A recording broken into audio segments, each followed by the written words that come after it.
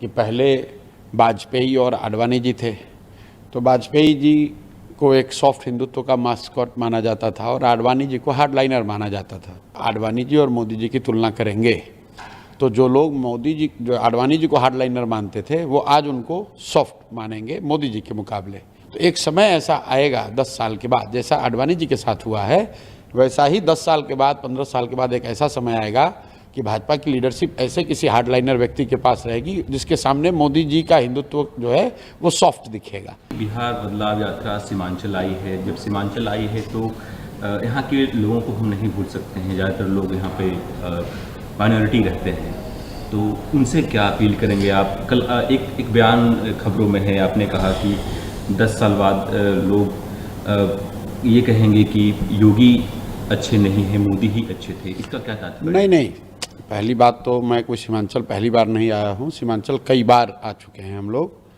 जिस बयान का आप हवाला दे रहे हैं उसमें मैंने ये समझाने की कोशिश की है कि जो भाजपा की लीडरशिप है उसका एवोल्यूशन कैसे होता है, कैसे हो रहा है। कि पहले वाजपेयी और आडवाणी जी थे, तो वाजपेयी जी को एक सॉफ्ट हिंदुत्व का मास्कॉट माना जाता था और आडवाणी जी को हार्डलाइनर माना जाता था।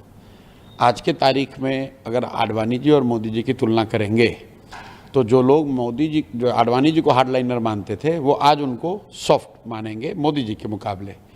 तो मैंने ये बताया कि आने वाले समय में व्यक्ति कोई भी हो, लेकिन जो भाजपा की लीडरशिप की ट्रेजेक्ट्री है वो क्रमशः और हार्डलाइनर की होती जाएगी।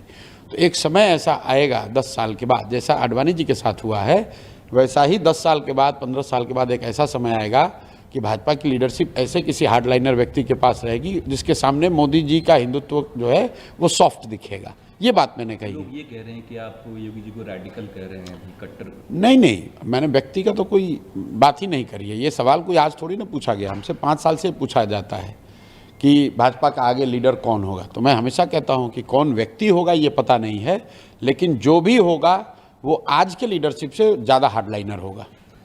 चुनाव में कुछ ही महीने बाकी हैं, क्या कुछ आप देख रहे हैं कितना बदलाव जो यात्रा आपका है? बिल्कुल, पिछले कई महीनों से मैं जो बात कह रहा हूं, जो हम लोग देख रहे हैं ज़मीन पर, बिहार में बदलाव निश्चित है, उसको कोई रोक नहीं सकता है। 60% से ज़्यादा लोग, चाहे वो किसी जाति के हों, धर्म के हों, वर्ग के हों, किसी दल के समर्थक हों, बदलाव हर व्यक्ति चाहता है। लालू नीति से छुटकारा चाहता है।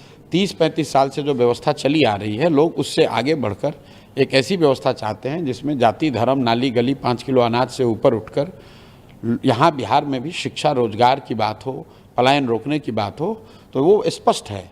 अब अगले 1-1.5 महीनों में चुनाव तक जनता को इतना ही निर्णय लेना है कि जब वो बदलाव करने जा रहे हैं तो बदलाव के उनके पास 2 विकल्प हैं।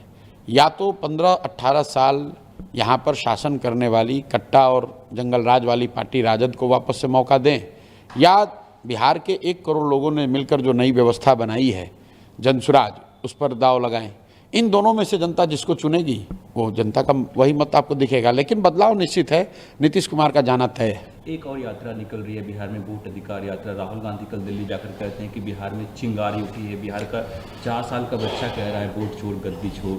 देखिए, ऐसा है, हर व्यक्ति को लोकतंत्र में अपने तरीके से जनता के बीच अपनी बात कहने का अधिकार है। राहुल गांधी को, कांग्रेस को, दूसरों को भी है। जैसे हम लोग अपनी ओर से प्रयास कर रहे हैं वो भी प्रयास कर रहे हैं। हमारी समझ से बिहार में सबसे बड़ा मुद्दा शिक्षा है, बिहार में सबसे बड़ा मुद्दा बेरोजगारी है, बिहार में सबसे बड़ा मुद्दा पलायन है, बिहार में सबसे बड़ा मुद्दा यहाँ का भ्रष्टाचार है। कांग्रेस को या दूसरे राजद को अगर ऐसा लगता है कि वोट अधिकार या SIR ही सबसे बड़ा मुद्दा है तो ये उनका लोकतांत्रिक अधिकार है। हर पार्टी को, जैसे भाजपा वालों को आज भी लालू का जंगल राज ही मुद्दा दिख रहा है, तो हर पार्टी को ये अधिकार है, वो अपना कहना चाहते हैं वो कर सकते हैं। कल संसद में मिनिस्टर्स क्रिमिनल बिल लाया गया जो JPC में चला गया है। देखिए, बिल कल लाया गया है, उसको ऑलरेडी स्टैंडिंग कमेटी JPC में, स्टैंडिंग कमेटी में शायद भेजा गया है, मैंने देखा नहीं है। बिल के जो प्रावधान हैं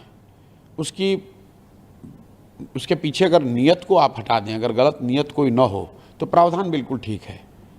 क्योंकि मैं ऐसा मानता हूं कि अगर आप संवैधानिक पोस्ट पर हैं और आप पर कोई ऐसा आरोप लग जाए जिसमें कि आपको अरेस्ट करके महीने 2 महीने 4 महीने जेल में रखा जा रहा है, तो जेल में रह के तो आप सत्ता में रह नहीं सकते हैं, जेल में रह के तो आप राज्य चला नहीं सकते, अपने पद का निर्वहन नहीं कर सकते हैं।